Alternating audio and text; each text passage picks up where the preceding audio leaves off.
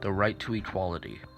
Although most people agree that all human beings are born free and equal in dignity and rights, and that they are endowed with reason and conscience, and should act towards one another in a spirit of brotherhood. Unfortunately, this is not the case for a large percentage of the world's population, which is treated unfairly and is subjected to many different types of inequality, including race, gender, religion, ethnic, income, and age inequality. To reduce and eliminate inequality, there are significant barriers that must be solved, including reducing poverty and the differences in wealth and economic development between countries. Poverty and differences in wealth limits not only education opportunities, but also creates an environment that makes it difficult to achieve one's potential. In addition, inequality is often intentional and may be caused by personal bias that is very difficult to solve. In many countries and regions in the world, there are historical and cultural traditions that hinder equality, while in other parts of the world, those in power may attempt to increase or retain power by limiting opportunity and human rights for others. Even in countries where there are laws in place to protect people of all races, religions, age, gender, often these laws may be difficult to enforce equally for everyone.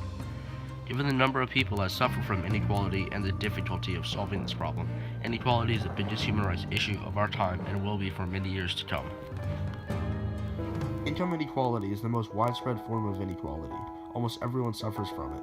A study was conducted in 2008 by the World Bank Development Indicators, and they concluded that at least 80% of the world's population makes less than $10 a day, and almost 50% of the world's population makes less than $2.50 a day. For example, nearly 3/4 of the world's adults own under $10,000 in wealth. This 71% of the world holds only 3% of global wealth. The world's wealthiest individuals, those owning over $100,000 in assets, total only 8.1% of the global population, but own 84.6% of global wealth. Income inequality is prevalent in even the most developed countries. Even in the United States, families with low incomes have less opportunity to receive a good education, receive good health care, and live in a nice house. Today, nearly 92% of adults, no matter race, suffer from income inequality and live on significantly less money than the wealthiest 8% of the world's population. Less income creates less opportunities and therefore creates even more inequality. Another study was conducted by the Organization for Economic Cooperation and Development in 2008, which concluded that the wealthiest 10% of the people in the U.S. are about 16 times richer than the poorest 10% of the people in the U.S. Mexico has an even larger gap, the wealthiest 10% of people being 26 times richer than the poorest 10% of people. Out of all the countries who participated in the study, Denmark had the smallest gap of less than 5 times. Unfortunately, this gap is widening. Not only is income inequality an issue, but gender inequality is a major problem as well. Many women around the U.S. and around the world are treated unequally and are given few opportunities and have a much lower salary as compared to men even when working the same job.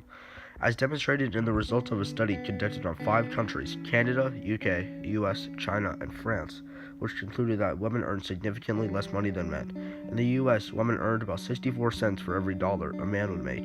France had the largest gap of 5 countries that were studied, with women making about half of what a man makes. Even if a woman has the same level of education, they still earn significantly less money than men, as demonstrated in a study by the U.S. Census Bureau. The census concluded that if a woman and a man both graduated high school but didn't go to college, the man would make about $35,000 a year, while the woman makes about $22,000 a year.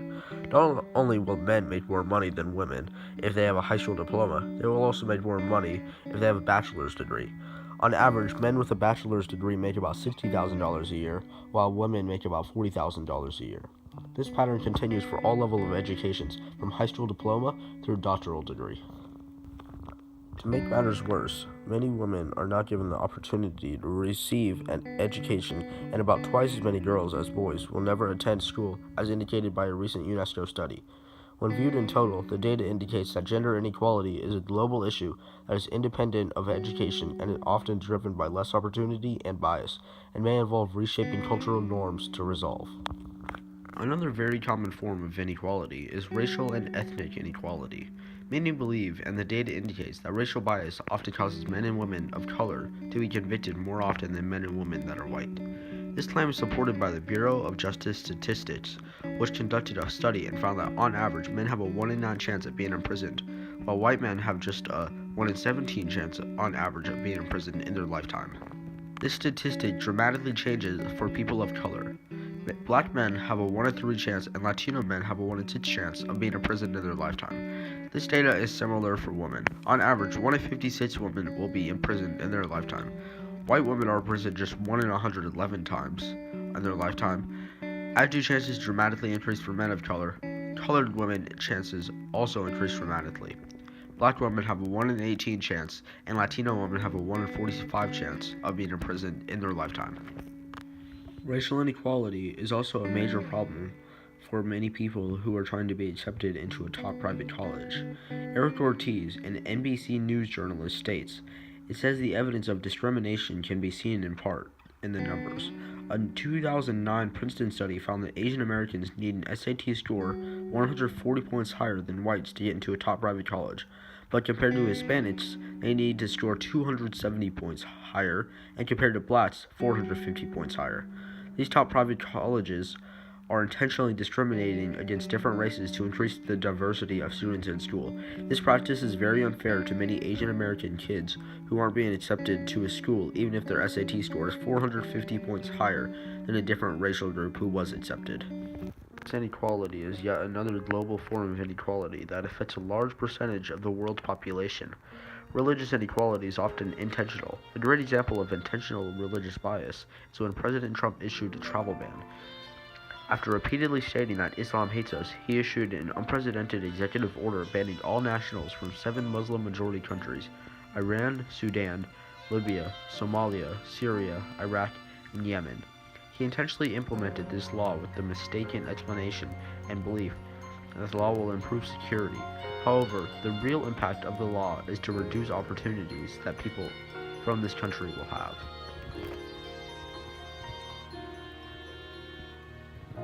A study released in 2016 suggests that a total of 60% of Muslims living in the U.S.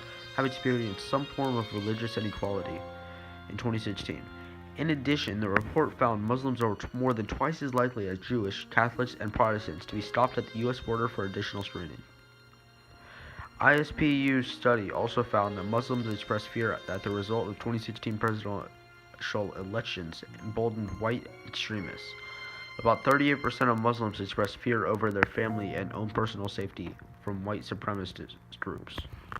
In many countries and regions in the world, there are historical and cultural traditions that hinder equality, while in other parts of the world, those in power may attempt to increase or retain power by limiting opportunity and human rights for others.